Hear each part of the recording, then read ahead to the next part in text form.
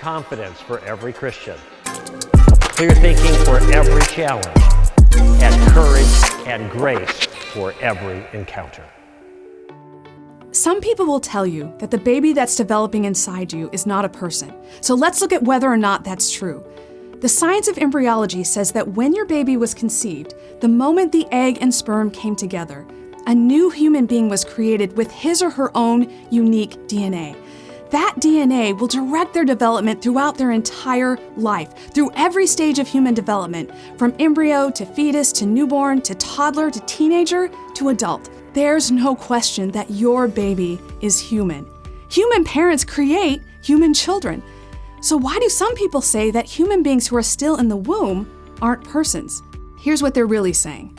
They're not denying that your baby is a human being. They're denying that he or she has the same rights and value as every other born human being. They're separating human beings into two groups and saying these human beings are valuable and these aren't.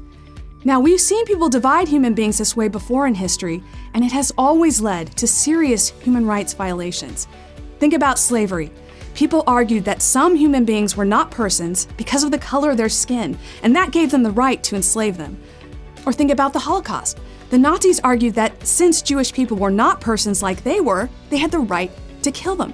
In other words, people deny that human beings are persons when they want to unjustly discriminate against them. And we can look back now and see that every time people divided human beings into persons and non-persons, they were wrong.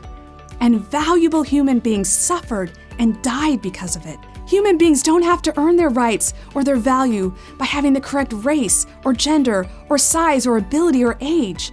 We don't become persons, we are persons.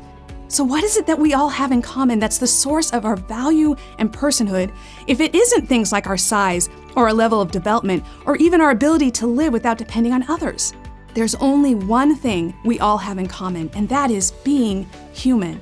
And your baby is a human person who shares this valuable quality equally with every single born human being who has ever lived.